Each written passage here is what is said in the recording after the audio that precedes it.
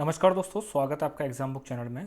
दोस्तों, इस वीडियो में हिंदी को जो है शुरुआत कर रहा हूँ। हिंदी की बहुत ज़्यादा रिक्वेस्ट थी हिंदी की शुरुआत करने के लिए, और ख़ासकर मैं इसको जेल वार्डन इसका जो एग्ज़ाम है जेल वार्डन उसको मैं स्पेशल बना के चलूँगा। वैसे हिंदी तो सारे ही आपके टॉपिक में है, जितने भी एग्ज़ाम उन सब में हिंदी आती है। तो इस वीडियो में मैं वर्णमाला को ले रहा हूँ।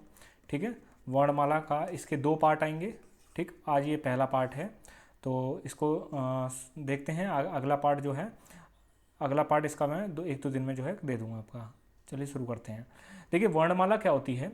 वर्णमाला में आपको मेनली दो पार्ट पढ़ने हैं। इसके एक स्वर होता है, एक व्यंजन होता है। वर्णमाला दो चीज़ों से मिलकर बनी होती है, स्वर और व्यंजन। इसमें हम इस वाले पार्ट में हम स्वर को ले रहे हैं।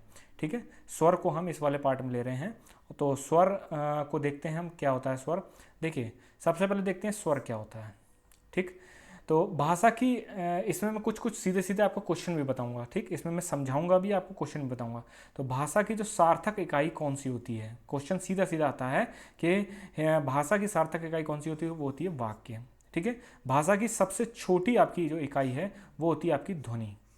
ध्वनि, या इसको वर्ण भी बोला जाता है, इसका ध्यान रखना। ध्वनि और वर्ण एक ही चीज़ होती है। ठीक, ध्वनि या वर्ण भाषा की सबसे छोटी इकाई होती है।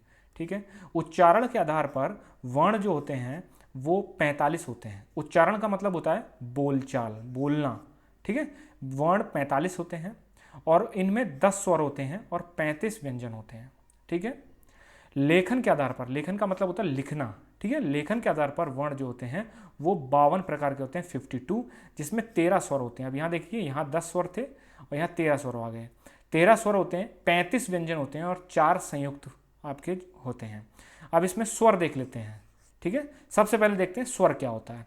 स्वर देखिए, छोटा बड़ा, छोटी बड़ी, छोटा ऊ बड़ा ऊ, और ये होता है ऋषि। ठीक है, छोटा ए बड़ा ए, छोटा ओ बड़ा ओ, और ये आपके दो आ गए अंगा। मतलब एक ये दो और एक तीन, ये तीन जो आपको तीन एक्स्ट्रा दिख रहा है ना, ये तीन होते हैं। ठीक है, और ये 10 जो दिख रहे हैं आपके, ये 10 ये हैं, ये और आपके ये। ठीक है, तो 10 आपके ये हो गए। अब इतना सा आपको समझ में आ गया। चलिए आगे बढ़ते हैं। अब इसको देखते हैं कि स्वर जो होते हैं आपके उच्चारण के आधार पर, उच्चारण काल के आधार पर स्वर क्या होते हैं। तो देखिए, ह्रस्व स्वर। ठीक है, ह्रस्व स्वर कौन से होते हैं, जिन स्वरों को के उच्चारण में कम समय लगता है। ठीक है, जिन स्वरों के उच्चारण में आपका कम समय लगेगा तो वो होते हैं ह्रस्व स्वर। जैसे अ, ई, उ, इसमें कम समय लग रहा है। दीर्घ स्वर कौन से होते हैं, दीर्घ स्वर जिनके उच्चारण में ह्रस्व स्वर से ज्यादा समय लगता है। ठीक है, कौन कौन से, आ, ई, उ, ए, ओ, प, अंगा। ठीक है, ये आपके होते हैं दीर्घ स्वर। प्लुत स्वर, प्लुत स्वर कौन से होते हैं, जिनके उच्चारण में दीर्घ स्वर से भी ज्यादा समय लगता है, वो होते हैं। जैसे आप ऐसा समझ लीजिए, जैसे हम बोलते हैं राम बोलते हैं, तो हम ये जो होता है इसमें सबसे ज्यादा समय लगाते हैं, राम ऐसे बोलते हैं। ठीक है, तो इसको जो है प्लुत स्वर बोला जाता है। प्लुत स्वर में आपको कोई डेफिनेट फिक्स प्लुत स्वर नहीं होते हैं, लेकिन आपसे ये पूछ लिया जाएगा कि निम्न में प्लुत स्वर कौन सा होता है। ठीक है, या फिर किस शब्द में प्लुत स्वर है, ऐसे करके पूछ लिया जाएगा। जिसमें, और ये खासकर जो है नाम पुकारने में, किसी को पुकारने में या नाटक में यूज होते हैं ये। ठीक, किसी का नाम पुकारने में या नाटक में यूज होते हैं, इसमें प्लुत स्वर होते हैं। नॉर्मल प्लुत स्वर आपके प्रयोग में नहीं आते हैं। चलिए आगे बढ़ते हैं। फिर आता है आपका जीव के प्रयोग के आधार पर। ठीक है, जीव के प्रयोग के आधार पर अग्रस्वर। ठीक है, अग्रस्वर कौन से होते हैं, ठीक है, जिन स्वरों के उच्चारण में जीभ का अग्रभाग, अग्र मतलब होता है अगला भाग, जीभ का अगला भाग प्रयोग होता है। जैसे ई, ए, आप खुद बोल के देखिए। देखिए, वर्णमाला में मैं आपको एक चीज बता दूं, जो चीज बोल रहा हूं ना मैं, जो चीज लिख रहा हूं, आप उसको एक बार उच्चारण करके देखिए, आपको तुरंत समझ में आ जाएगा। हम लोग हिंदी में बहुत गलत उच्चारण करते हैं कभी कभी किसी चीज का। ठीक है, अग्रस्वर मतलब जो जीभ के सबसे अगले भाग से आपका उच्चारण हो रहा है। मध्य स्वर मतलब जो बिल्कुल मध्य से हो रहा है, जैसे अ, आप खुद देखेंगे कि जीभ के मध्य से हो रहा है। फिर है पश्च स्वर। ठीक, पश्च स्वर कौन से होते हैं, जो जीभ के सबसे पिछले भाग से जो आपके होते हैं, जैसे आ, फिर आपका है ऊ, बड़ा ऊ, फिर आपका ओ,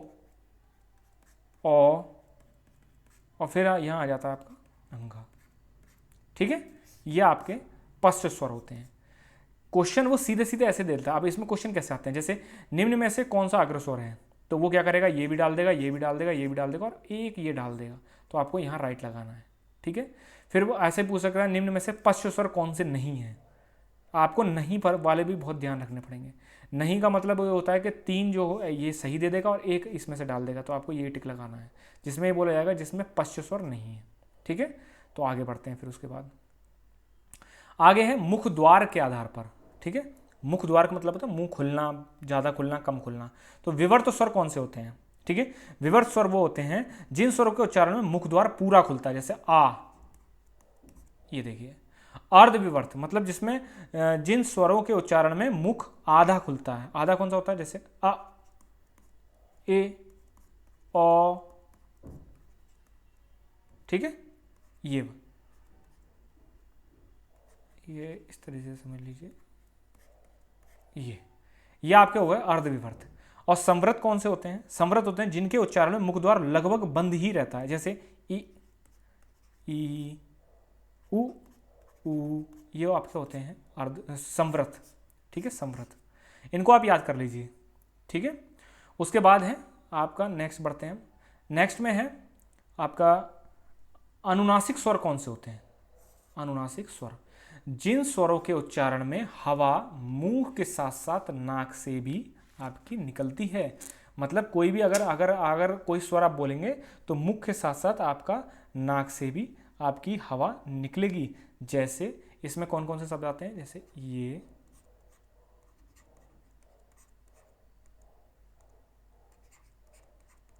ये 3। निरुनासिक कौन से होते हैं, उच्चारण में हवा केवल मुंह से निकलती है, ठीक है, मुंह से निकलती है, जैसे अ, आ, ई, ये हो सके। और हाँ, सबसे लास्ट में ये है कि ये वाली लाइन आप याद करके रखिए, सभी स्वर जो होते हैं सघोष होते हैं। सघोष क्या होता है, सघोष का मतलब होता है उच्चारण में श्वास का कंपन होता है, श्वास का कंपन, ठीक है। इसको जब मैं व्यंजन पढ़ाऊंगा तब मैं आपको इसको डिटेल में बताऊंगा। अभी बस इतना याद कर लीजिए कि सभी स्वर जो होते हैं वो सघोष होते हैं, ठीक है। दोस्तों आपको ये क्लास कैसी लगी मुझे कमेंट में जरूर बताइए। और इसका मैं सेकंड पार्ट आपका कल तो मैं दे दूंगा इसका सेकंड पार्ट, व्यंजन का पूरा पार्ट, ठीक है। आपकी में जो हिंदी है वो मैक्स टू मैक्स 20 दिन चलाऊंगा, बस 20 दिन में सब कुछ खत्म हो जाएगा। मैं जितना भी हिंदी में इंपॉर्टेंट होगा सारा आपका जो है उसमें ख़त्म हो जाएगा। और आपको अगर प्लेलिस्ट में जाके आप जीएस भी जरूर तैयार करते रहिए। मैं जीएस में भी सारी की सारी जितनी चीज़ें हैं सब जीएस में भी दे रहा हूँ। थैंक यू दोस्तों।